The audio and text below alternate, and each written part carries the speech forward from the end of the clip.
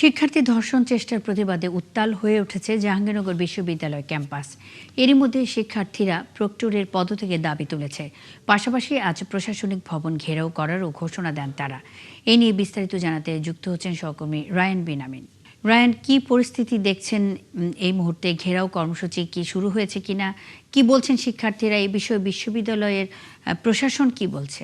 মুন্নি 10টার পর কিন্তু শিক্ষার্থীরা প্রশাসনিক ভবন, গতকালকে তারা যে ঘোষণা দিয়েছিলেন অবরোধে, সেই অবরোধ করেছেন। প্রশাসনিক ভবনের দুপাশের যে গেট, সেই দুটি গেটেই তারা তালা লাগিয়ে দিয়েছেন এবং বর্তমানে প্রশাসনিক ভবনের সামনে তারা অবস্থান নিয়েছেন এবং অবস্থানে তারা এখানে বিক্ষোভ করছেন। তাদের মূল যে দাবি, বিশ্ববিদ্যালয়ের নিরাপত্তা নিশ্চিত করা, পাশাপাশি দোষী যে অভিযুক্ত তাকে দ্রুত সময়ের মধ্যে গ্রেফতার করা এবং পাশাপাশি একই ঘটনায় সার্বিক যে নিরাপত্তা, সেই নিরাপত্তা ঘাটতির দায় মাথায় নিয়ে প্রক্টরের পদত্যাগ করা। আমি এখানে একজন শিক্ষার্থীর সাথে একটু কথা বলতে চাই।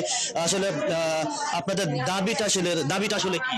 আমাদের তো মুখ্য দাবি শুরু থেকে একটাই ছিল যে আমরা দ্রুততম সময়ে, আমরা প্রথমে একটা আলটিমেটাম দিয়েছিলাম 48 ঘন্টার, যে 48 ঘন্টার মধ্যে আসামিকে ধরতে হবে। তারা এই আলটিমেটামে ব্যর্থ হয়েছে, তারা করতে পারেনি।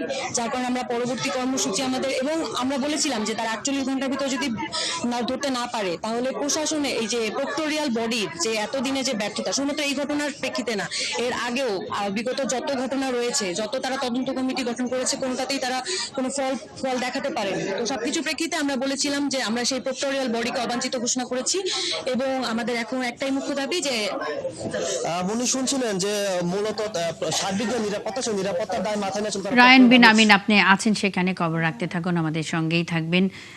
দর্শক, শিক্ষার্থী ধর্ষণ চেষ্টার প্রতিবাদে উত্তাল হয়ে উঠেছে জাহাঙ্গীরনগর বিশ্ববিদ্যালয়ের ক্যাম্পাস। সেখান থেকে রায়ান বিন আমিন যুক্ত ছিলেন।